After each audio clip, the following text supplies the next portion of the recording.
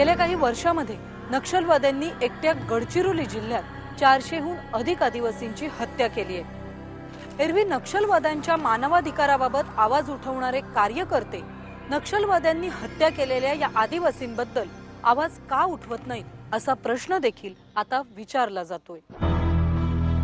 नक्षलवादाचा प्रभाव, नक्षलवाद्यांचा वावर म्हणजे नेमकं काय असतं हे समजून घेतलं की आदिवासी नक्षलवादी कारवायांना कसे बळी पडतायत ते समजू शकतं।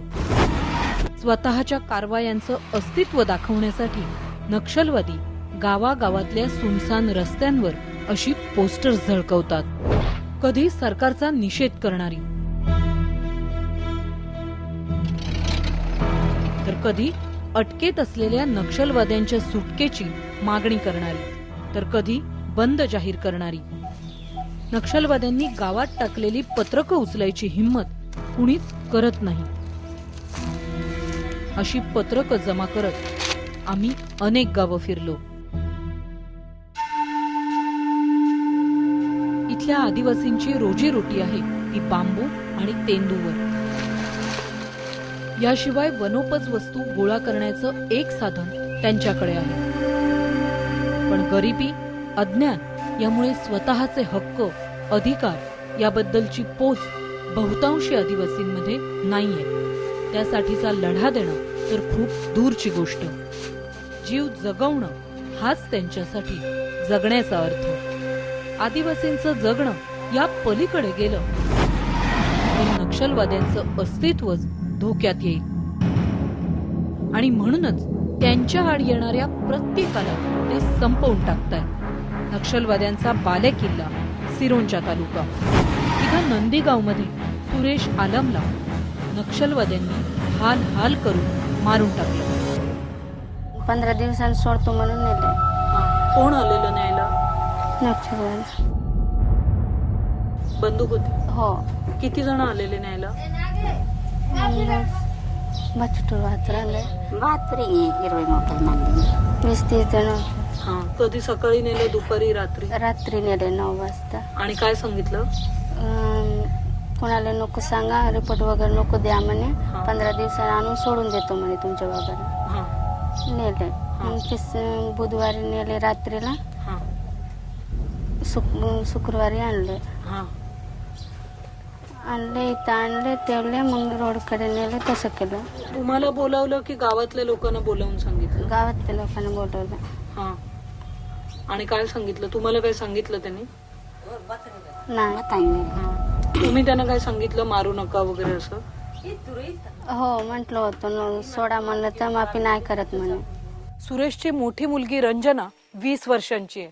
त्याच्या 5ही मुलींची लग्न अजून व्हायची आहेत आणि त्याचा शेवटचा 6वा मुलगा आर्यन केवळ 4 वर्षांचा आहे।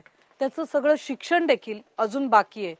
पण सुरेशच्या हत्येमुळे कुटुंबावर झालेल्या या अन्यायाविरोधात आवाज उठवण्याची हिम्मत ना त्याचे कुटुंबीय दाखवू शकतात ना त्याचं गाव। सुनसान रस्ते, छोटी छोटी गावं,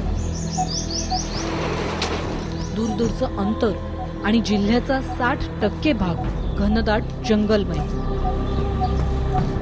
नक्षलवाद्यांनी केलेल्या खुनाचा साधा जाबही इथं त्यांना कुणी विचारू शकत नाही। आम्ही रडत बसलो घरी, दार लावलेले, आम्ही रडत बसलो। निघलो 2-3 वेळा, पण तिकडे नाहीच निघू दिले आम्हाला, नाही जाऊ दिले, पुढे जाऊच नाही दिले। धानोरा तालुक्यातल्या हेटी गावात देवराव मडावी आणि त्याच्या 17 वर्षाच्या मुलाला नक्षलवाद्यांनी मध्यरात्री गावात येऊन कापून काढलं। पण एकही गावकरी घर सोडून बाहेर पडायची हिम्मत करू शकला नाही। 15-20 लोक घरीच आले होते, अंगणात तेवढेच होते, ते विहिरीवर तेवढेच होते, बाहेर तेवढेच होते, तिकडे इकडे आजूबाजूला तेवढेच होते। हत्यारं होती आता? हो, काय होतं? बंदूक वगैरे होते, घेतले होते हत्यार होते त्याच्यात। किती वाजता आलेले? 11 वाजताचे। आणि मग काय झालं पुढे? मग उठून पोराला घेऊन गेले, नंतर त्याचे बाबा गेले। तिकडे आवाज आहे खूप पोराचा। मग मी म्हटले सोडून द्या बाबा, का केलं एवढा? सांगायला पाहिजे होतं तर एक वेळा, काही केले असतील तर असे नको करा किंवा काही असं म्हणायला पाहिजे होता। असे म्हटले तर मग त्याला टेकवलं माझ्या, नात आणून हँडल टाकून दिले दार लावून।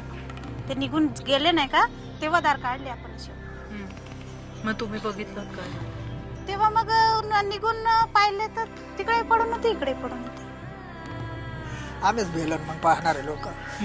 काय झालं होतं भिण्यासारखं, म्हणजे इतक्या अवस्था? भिण्यासारखं म्हणजे त्याला मारून टाकले होते ना, पूर्ण खतम केले होते. नक्षलवाद्यांनी 30 वर्षात आदिवासींचं काय भलं केलं? आमच्या इथे काय आहे मॅडम, काहीच नाही. जसे आम्ही वनवासी सारख्या जंगलात राहतो तसेच. नक्षलवाद ही खरंच एक चळवळ उरली आहे का? शस्त्रामुळेच त्यांना आता गोरगरीब हो म्हणतात, नाही तर काही करू शकतात असे लोक. नक्षलवाद्यांचं काम फक्त एवढंच उरलंय. आतंक आहे त्यांचा, जसं ते म्हणतील तसं वागावं लागतं. नक्षलवादाची जी झळ आदिवासीला बसतीये ती मंत्रालयातल्या खुर्चीपर्यंत पोहोचत नाहीये. म्हणून नक्षलवाद संपवण्याचं गांभीर्य सरकारच्या कृतीत दिसत नाही. नक्षलवाद थोपवण्याऐवजी तो चिघळत चाललाय. तर दुसरीकडे नक्षलवादाच्या भीतीचा बागुलबुवा करून प्रशासनातले हजारो कर्मचारी हे गडचिरोलीत कधी दाखलच झाले नाही. ट्रायबल बटालियन स्थापन करून नक्षलवादाचा प्रश्न सुटणारा नाही. एखाद्या मेळाव्यापुरतं नव्हे तर कायमस्वरूपी प्रशासन जेव्हा आदिवासींच्या दारी पोचेल तेव्हाच नक्षलवादाचा बुरखा गळून पडेल.